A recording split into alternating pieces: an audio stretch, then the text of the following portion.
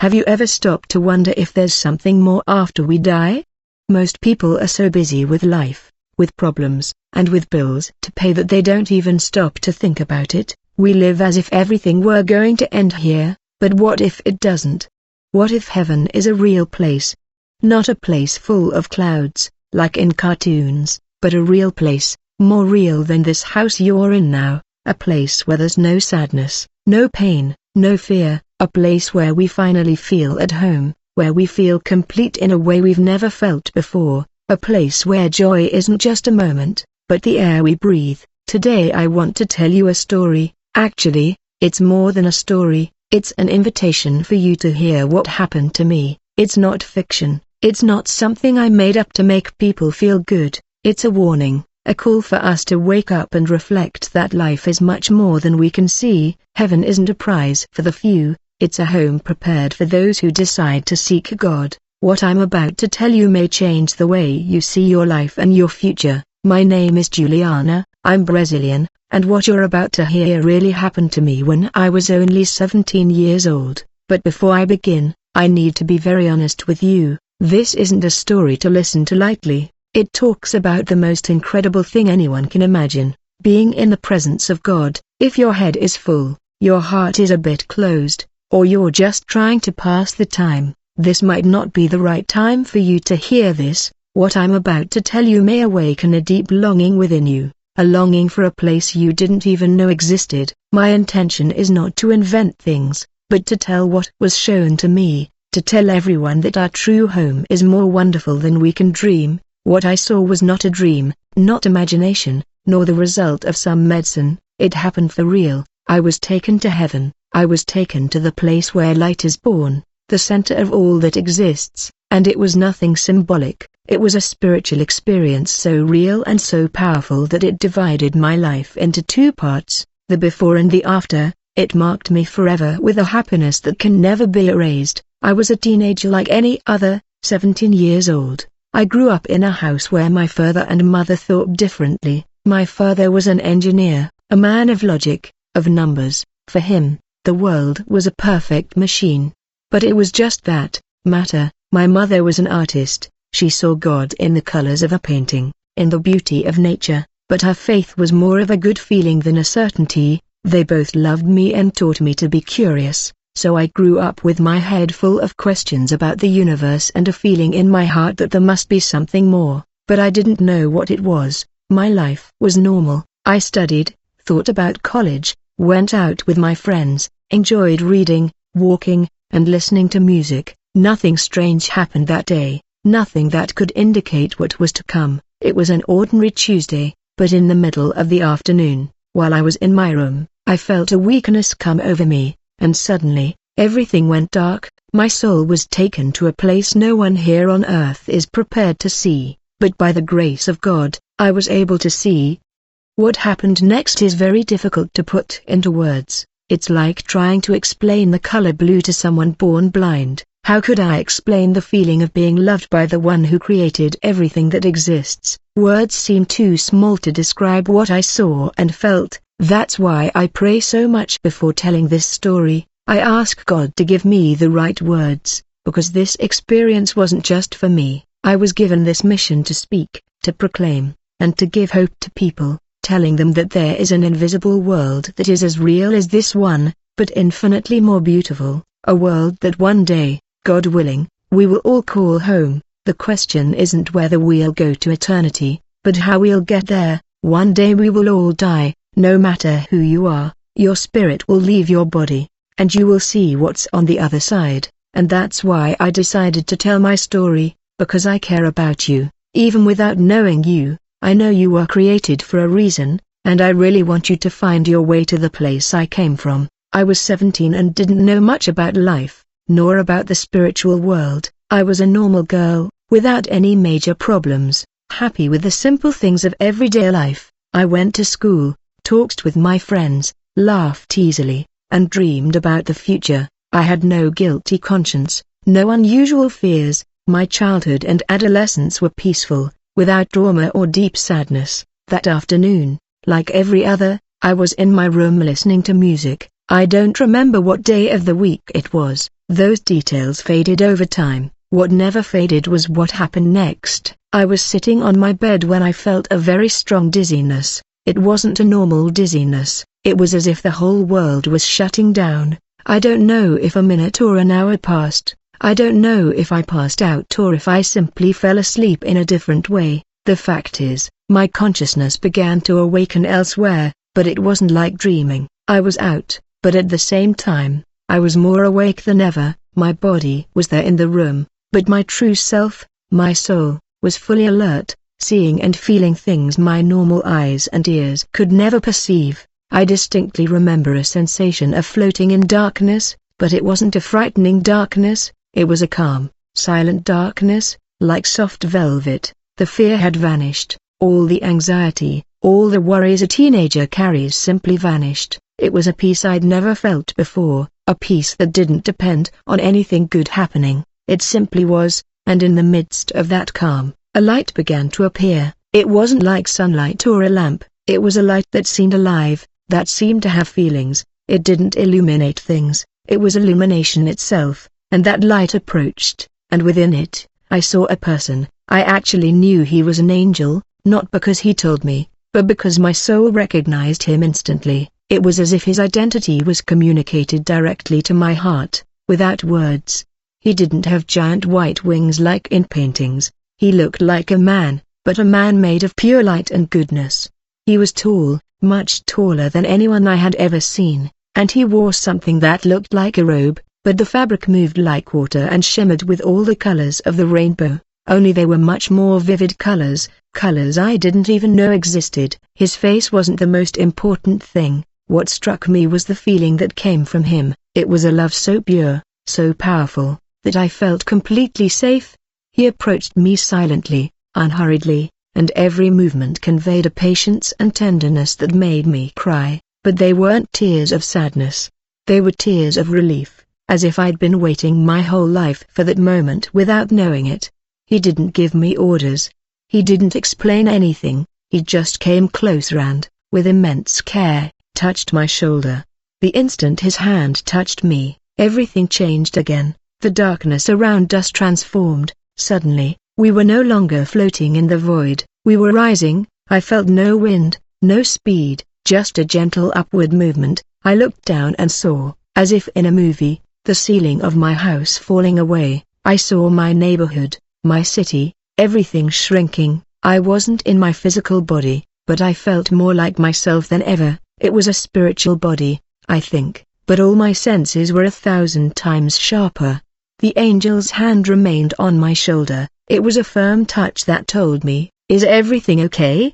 I'm with you," but at the same time, it was light as a feather. In that touch, I felt an entire language without words. I felt he knew me, knew my every thought, every fear, every dream, and loved me anyway. We continued climbing, broke through the clouds, and the earth became a beautiful blue and white ball, suspended in space, and then I saw something gigantic in front of us. It was like a curtain of light, a portal made of liquid golden light that rippled gently. It wasn't a wooden or metal door, it was a passage between two worlds, a border between our universe and something completely different. As we approached, the curtain of light parted for us, and what I felt upon entering is what I struggle most to describe. The light didn't just illuminate, it embraced me. The air wasn't just air, it was life, and the sound.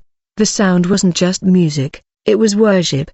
It was as if everything in that place, the light, the air, the ground that began to form under our feet, was singing in perfect harmony. It was a melody that entered not through our ears, but through our soul. I felt such explosive joy, so contagious, that I began to laugh and cry at the same time. It was the feeling of finally having arrived, the feeling of being home. Before we continue this journey, I wanted to pause and invite you to something. I wanted to ask you for something a little different. Instead of just leaving a like, I'd like you to close your eyes for a moment and remember a moment in your life, no matter how simple, when you felt a deep peace or joy that seemed to come out of nowhere, perhaps looking out at the sea, hugging someone you love, listening to a song.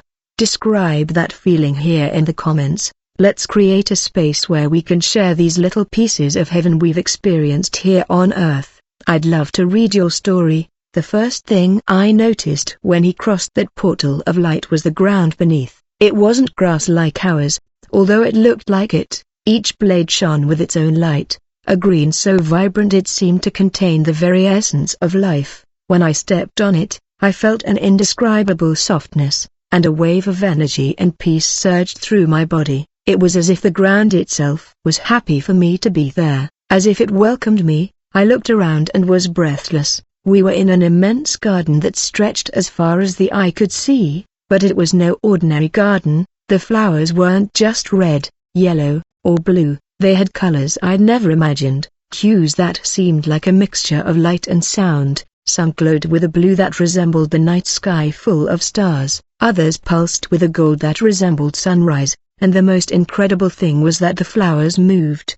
dancing slowly in a breeze that wasn't wind, but the very music I felt everywhere. This music didn't come from speakers or instruments, it came from the trees, the flowers, the crystal clear river that ran through the garden. Everything there sang, not with voices, but with its very existence. It was a constant and joyful praise.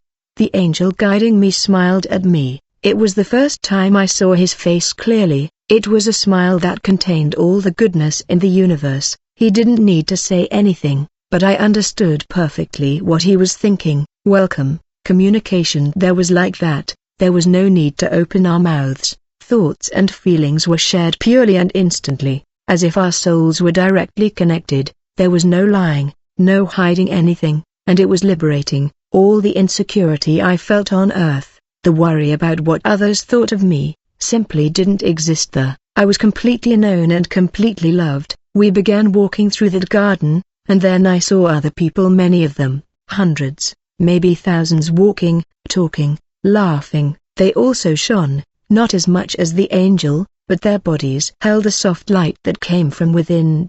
They looked perfect, not in the sense of being magazine models, but in the sense of being complete. There were no signs of illness, aging, or sadness on their faces. I saw people of all ages, but they all seemed to be in the prime of their life, full of energy and joy.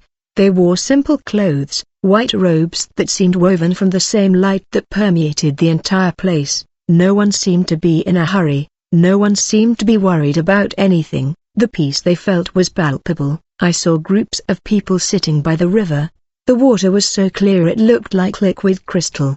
The riverbed was covered with rocks that sparkled like gold and diamonds. People were talking, but it wasn't an ordinary conversation. I could hear their thoughts, and they shared stories, lessons, and memories with a contagious joy. There were no arguments, no ego, just an exchange of love and wisdom. I felt a little shy at first, like a stranger who had just arrived, but that feeling, it lasted only a second. A woman, who was sitting near a tree, whose fruits glowed like little lamps, looked at me. Her face was that of a lady, full of wisdom, but her skin was smooth and her eyes shone with the joy of a young girl. She smiled and waved to me, and in that smile, I felt a mother's love, a care so great that I felt part of her family instantly. The angel guided me to her. She was waiting for you. He communicated it to my heart. I didn't understand, I didn't know her. The woman stood and came toward me. She hugged me, and it was a hug that healed parts of my soul I didn't even know were wounded. "I'm so glad you came to see me, little one," she said, and her voice was like the melody of flowers. I asked without using words, how did she know who I was?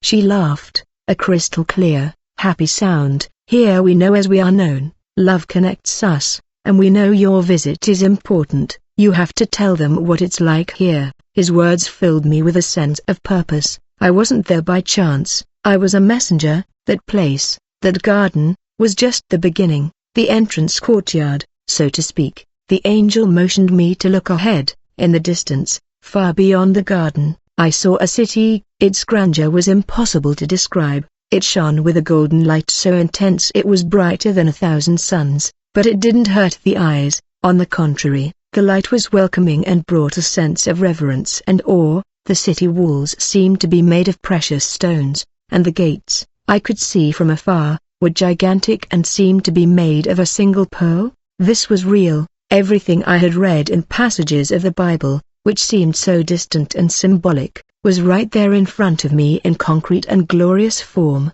and I knew, with every fiber of my being, that we were going there. As we walked toward that city of light, I began to notice more details around me. The air I was breathing wasn't just air, it seemed charged with happy memories. With each breath, I felt a wave of joy, as if I were breathing in the happiness of everyone who lived there. There was no pollution, no dust, only purity. We passed a small hill that wasn't made of earth or rock, it was made of something that looked like transparent crystal, and from within it emanated a soft, colorful light, like a rainbow trapped within a mountain. On the hill, I saw children. There were many, of all ages playing. Their laughter was the most infectious music I'd ever heard. They ran, jumped, and the most incredible thing was that when they jumped, they floated for a few seconds in the air, laughing before gently descending. They weren't playing competition with each other, their play was pure cooperation and joy. I saw angels playing with them,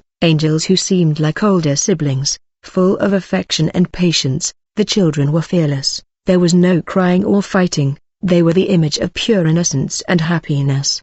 The angel guiding me made me understand that these were children who had departed this earth too soon, some even before birth. There, they had the chance to grow up in pure love, cared for and loved by everyone. The pain of separation their parents felt on earth did not exist for them there. There was only the happy certainty that one day they would all be together again. This certainty was palpable, as real as the ground beneath. We stepped. It was at that moment that something different began to happen to me. As I walked, flashes of my life on earth began to pass through my mind, but it wasn't like an ordinary memory. I saw things from a new perspective. I saw a time when, at about 8 years old, I shared my lunch at school with a boy who was always alone. At the time, it was a simple gesture that I soon forgot, but then, I saw the impact of that gesture. I saw how that little bit of attention warmed that boy's heart for days. I also saw the times I was impatient with my parents or said a harsh word to a friend.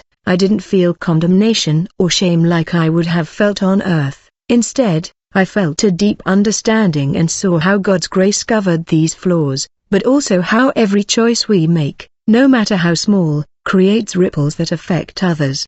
It was as if I were watching the movie of my life, but with the director's commentary, who showed me the true meaning of each scene. I understood that nothing was in vain. Every tear, every smile, every gesture of kindness, no matter how hidden, was noted and celebrated there, and mistakes were seen as learning opportunities that had already been forgiven and washed away. This revelation filled me with such a profound sense of gratitude that I had to stop walking for a moment. I finally understood that life on earth was very, very important. It was like a school, a training ground for love, and every second counted. As I thought this, a gentle-looking man approached us. He had very clear blue eyes and gray hair that shone like silver. He looked at me with a fondness I felt came from long ago.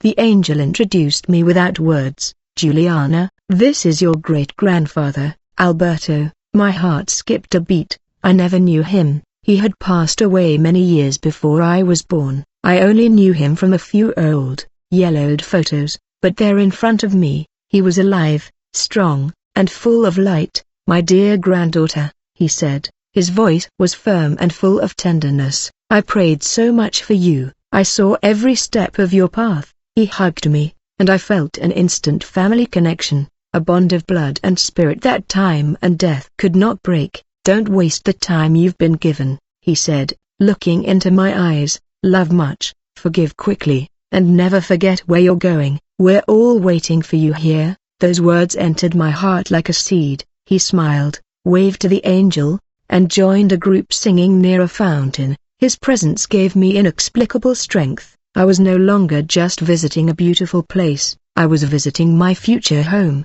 my people, my true family. The journey continued, and the city of light grew ever closer. Now I could see the details of the walls. They weren't just made of precious stones, they seemed alive. The colors moved and pulsed in harmony with the music of the environment, and the gates, oh, The gates were exactly as the Bible described. Each was a single, gigantic pearl, shining with a milky, inviting light. No, there were armed guards.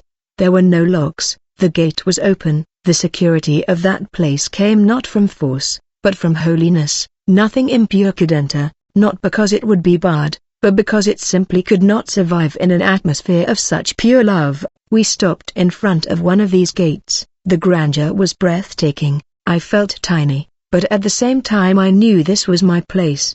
The angel looked at me and spoke to my heart. "Are you ready to see what's inside?" I took a deep breath, even though I didn't need air to live there, and nodded to the angel. My spiritual heart beat with an anticipation I had never felt before. Passing through that pearly gate was like passing from a beautiful sunny day into the sun itself, but without the burning heat. The light inside was different. Outside, in the garden, the light was soft and natural. Here inside, the light was the city itself. There was no sun, no moon, no lamps. The light came from everywhere and nowhere at the same time. It was a warm, golden light that seemed to have weight, a light you could feel on your skin, and it filled me with an energy and joy that were even more intense than what I'd felt in the garden. The first thing I saw were the streets. The Bible says they are pure gold, like transparent glass, and I never quite understood what that meant until that moment. It wasn't like walking on bars of gold, it was like walking on a river of golden, solidified light. I could see through the street as if it were crystal, and deep within it I saw colors and lights moving. The street seemed alive, and with every step I took, I felt a vibration of love and peace rising through my feet. I looked at the buildings. They weren't houses and buildings like ours, they were magnificent structures that seemed to have been carved from gigantic precious stones. I saw walls that seemed sapphire, others emerald, others diamond-like, shining with all the colors of the rainbow, but they weren't cold, stagnant buildings. The colors pulsed gently in tune with the music of heaven. The buildings didn't seem made by hands.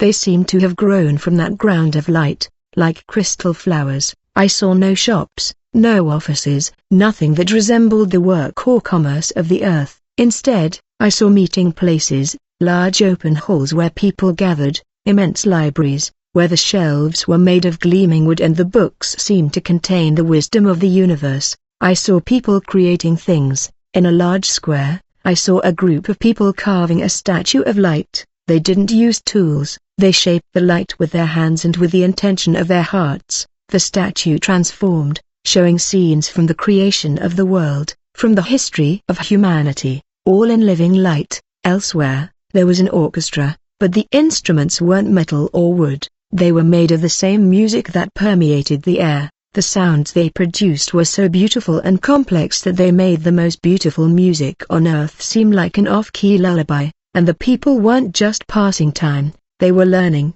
creating, worshipping, growing. Heaven wasn't a place of eternal rest in the sense of doing nothing, it was a place of eternal activity, of eternal purpose. Their joy came from being in God's presence and using the gifts He gave them in their purest and most perfect form. As I walked down one of these golden streets, in complete awe, a person turned from a group and looked directly at me. My heart sank. It was Mateus, a boy I had studied with in 8th grade. He had died in a car accident about 3 years earlier. On Earth, he was a quiet, somewhat shy boy who loved to draw. He was different there. He was still Mateus. I recognized him immediately, but he shone. His eyes, which on Earth were always a little sad, now overflowed with a joy and confidence I'd never seen. He didn't seem like a ghost or a memory. He was more alive than me. He smiled and came toward me. "Juliana, I knew you'd come take a look," he said. His voice was clear and full of happiness. I couldn't answer. I just hugged him, and there was no sadness in that hug. There was no pain of loss, no longing that hurts. There was only the pure joy of reunion. It was the only thing I could think of for him. "It's wonderful here," he replied. "Everything we dreamed of, justice, peace, love, here is real. Don't worry about anything, just keep going, it's so worth it." He showed me a drawing he was making. It wasn't on paper, he was drawing in the air with his fingers, creating shapes of light that danced and told a story. It was the most beautiful thing I'd ever seen. He told me here, everything we love to do on earth, we can do perfectly for the glory of God, and we never get tired, never bored. Every day we discover more about His love. We said goodbye with another hug, and he returned to his friends. That encounter shook me in a good way. Heaven became even more real, more personal. It wasn't just a place of angels and biblical figures, it was the place where the people we loved and who had departed in faith were alive, happy, and waiting for us. The guiding angel led me on. We passed rivers of water of life flowing through the city streets, and the trees of life grew on their banks, bearing fruit that shone. I understood that everything there was to give more life, more joy, more of God, and then I saw where we were going. In the center of the city was a light so bright, so powerful, and so full of love, that it made everything else seem secondary. I knew, without a doubt, what it was. It was the center of everything. It was the throne of God. The closer we got to that central light, the more intense the music became. Now I could distinguish voices, millions upon millions of voices, singing in such perfect harmony that it seemed to be a single voice, but it wasn't a song like that of a choir on earth. The voices didn't sing just with their throats, they sang with their souls, with their entire beings. Each note carried a feeling of love, gratitude, and admiration so powerful it made the golden ground tremble gently. It was a sound that could not only be heard, but felt in every part of my spiritual body. The atmosphere also changed.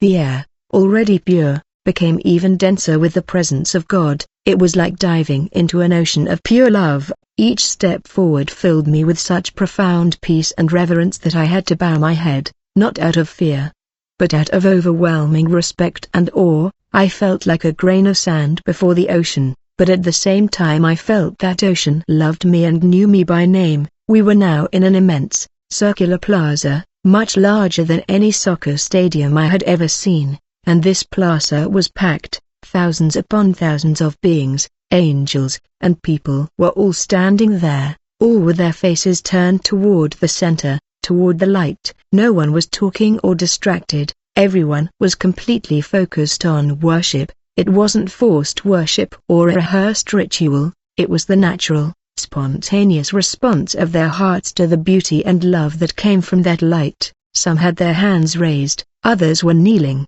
many had tears of pure joy streaming down their faces. The joy there was so intense that it manifested itself in tears, a cry that had nothing to do with sadness, but with a heart so full of happiness it could no longer contain it. The angel led me through the crowd. No one seemed to care about our passing, they were too absorbed in their worship. And then I saw in the center of everything soaring was the throne. It is impossible for me to describe it fairly. It was not a throne of gold or marble. The throne was made of light, power, and glory. Lightning flashed from it, not frightening lightning bolts like those of a storm, but arrows of pure light that illuminated the entire city, and sounds of thunder, not violent noises, but deep and powerful sounds that seemed to be the very voice of creation. Around the throne, I saw beings I could never have imagined.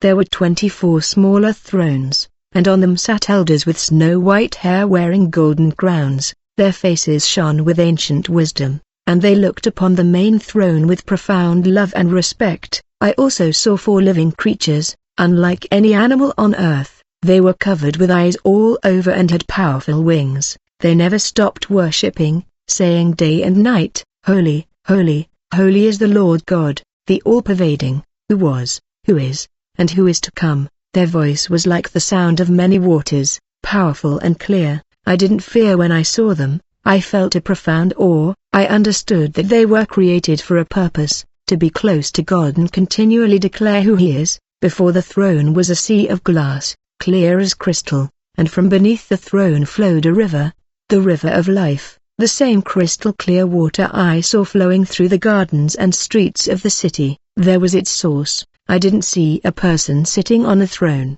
God's presence was so intense, the light so overwhelming that it was impossible to focus on a single form. It was like trying to look directly into the center of a galaxy. The light was His form, but even without seeing a face, I felt His gaze upon me. I felt a love that was not human. It was a love that had known me since before I was born. a love that knew my every mistake and had already forgiven me, a love that was the very reason for everything to exist. In that moment, I could no longer stand. My knees buckled on their own, and I knelt on the street of transparent gold. My whole life, everything I was, seemed so small before that majesty, but at the same time, I had never felt so important, because I knew that infinite, all-powerful presence cared about me. Juliana, a 17-year-old girl. The angel knelt beside me. He said nothing. He didn't need to be there in that place. It was the answer to every question I'd ever had in my life. I wanted nothing more, needed nothing more. Just being there in his presence was enough for all eternity. As I knelt there with my head bowed, something began to happen. The light emanating from the throne intensified, but in a different way. It didn't become brighter to the eyes, but rather present to my heart. The light touched me. It wasn't a physical touch like the angels. It was a touch to my soul, to my spirit, and when that light touched me, I was completely enveloped by it. In that moment, I was no longer in the square, no longer seeing the angels, nor the crowd. I was alone, suspended within an infinite ocean of pure love. And then he spoke to me, but it wasn't with a voice you hear with your ears. It was a direct communication with my deepest being. It wasn't words in Portuguese, but a perfect understanding that filled every part of me. It was the voice of the Creator, and it wasn't frightening. It was the most gentle, loving, and powerful voice imaginable. The first thing he communicated to me was his love for me. I didn't just understand that he loved me, I felt his love. I felt the love with which he formed me, the love with which he accompanied me every second of my life. It was a love that didn't depend on my being good, deserving, or doing something right. It was a love that simply existed, infinite and unconditional. It was as if he was saying, I know you, Juliana, I know every hair on your head, I know every fear hidden in your heart, I know every mistake you've made and every thought you've ever had, and I love you with a love that will never end. In that moment, all the guilt, all the shame, all the insecurity I've ever felt in my life was simply erased. I didn't feel judged, I felt completely accepted and forgiven. It was as if a 2,000-pound weight had been lifted from my shoulders. I felt light, pure, as if I were being born again. Then he showed me my life, but through his eyes I saw scenes from my childhood, my adolescence, again, but this time I didn't just see what I did. I felt what he felt. I felt him smiling when I took my first step. I felt him crying with me when I scraped my knee and cried in pain. I felt his joy when I gesture of kindness towards someone, and in the moments when I made a mistake, when I was selfish or unkind, I didn't feel anger from him. I felt a loving sadness. The sadness of a father who sees his child getting hurt, and I felt his infinite patience, always waiting, always giving me another chance. I understood that he was never far away. In every moment of loneliness, he was there. In every moment of doubt, he was there. On every night I cried, without knowing why, he was there embracing me in spirit, even if I didn't feel it. This revelation changed everything. My life, which often seemed ordinary and unimportant, gained eternal meaning. I saw that every person he put in my path, every challenge I faced, everything had a purpose within his loving plan for me. Nothing was by chance. And then he communicated to me why I was there. It wasn't because I had died. It was a visit, a gift, and with that gift came a responsibility. The voice told me in a way that marked my soul forever. I showed you a little of my home so you can go back and tell others. Tell them this place is real. Tell them I am real. Tell THM my love is real and that I am with open arms, waiting for each of them. Many feel alone, lost, without hope. Tell them there is hope. Tell them there is a home waiting for them. A real home. I didn't feel the weight of the mission as a burden.